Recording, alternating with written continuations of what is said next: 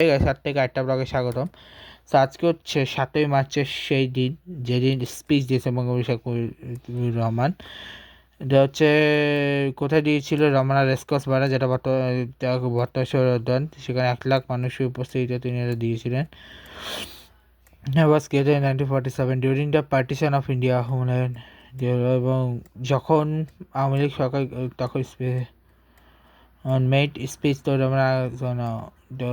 তিনি 4টা condition for joining is lifting the metal law, the immediate withdrawal of all military background, the lost life during the conflict. The people should not pay taxes. Government servants should take order over for him. অনেক কিছুই ছিল।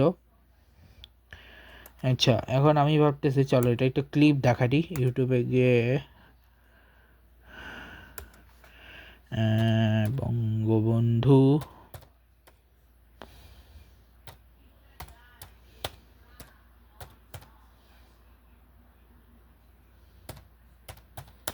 Seventh March speech.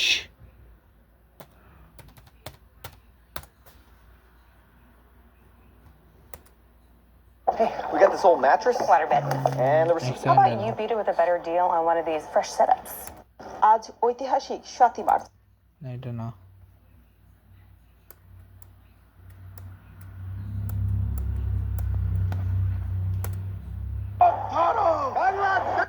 স্বাধীন করো, পায়ের পথ ধরো, বাংলাদেশ স্বাধীন করো, পাশের মাঠে তৈরি করো, বাংলাদেশ স্বাধীন করো, দের বাগানে অস্ত্র ধরো, বাংলাদেশ স্বাধীন করো, এরকম।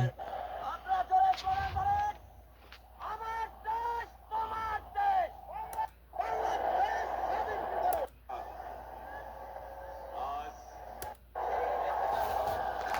এখানে বঙ্গবন্ধু স্পিচ, সেটা অলমোস্ট 11 মিনিটের একটা স্পিচ।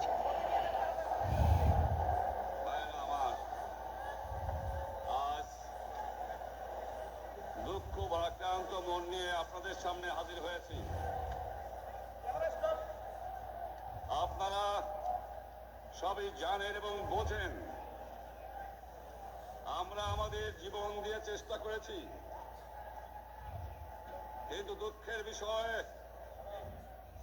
আজ ঢাকা, চট্টগ্রাম, খুলনা, রাজশাহী, রংপুরে আমার ভাইয়ের রক্তে রাজপথ রঞ্জিত হয়েছে।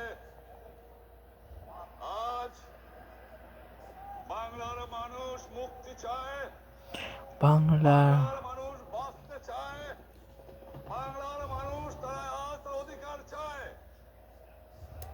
নির্বাচনে জয়লাভ করেও আমরা গদিতে বসতে পারি যখনই ক্ষমতায় যাওয়ার চেষ্টা। তোমাদের উপর কাছে আমার অনুরোধ রইল, যদিও আমরা শান্তি গড়ে তোলো এবং তোমাদের যা কিছু আছে তাই নিয়ে প্রস্তুত থাকো। আমাদের মুক্তির সংগ্রাম, রক্ত যখনই দিয়েছি, রক্ত আরো দেব, এদেশের মানুষকে মুক্ত করে ছাড়বো ইনশাআল্লাহ।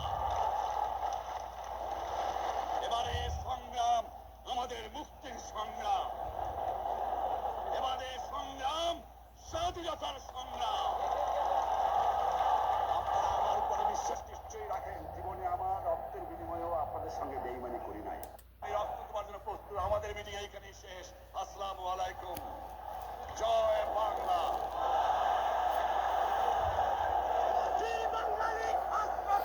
তো এটাই ছিল বেসিক্যালি। পুরো কাহিনিটা দেখা সম্ভব না, তো পরে কপিরাইট রাস্তায় দিয়ে দেবে। তো যতটুকু দেখানো ততটুকু দেখাইছি। বেসিক্যালি এটা কাহিনিটা হচ্ছে যে বাঙালিদের অধিকার আদায়ের জন্যই এই 7ই মার্চ ঐতিহাসিক ভাষণ, যেটা এখন বর্তমানে রমনা রেসকোর্স, যেটা রমনা রেসকোর্স মাঠে মানে বর্তমানে সৌরবাদী উদ্যান হিসেবে পরিচিত, সেখানেই করা হয়েছে। তো এই ব্লগটা এখানে শেষ করছে। দেখা হচ্ছে next, good bye, good bye.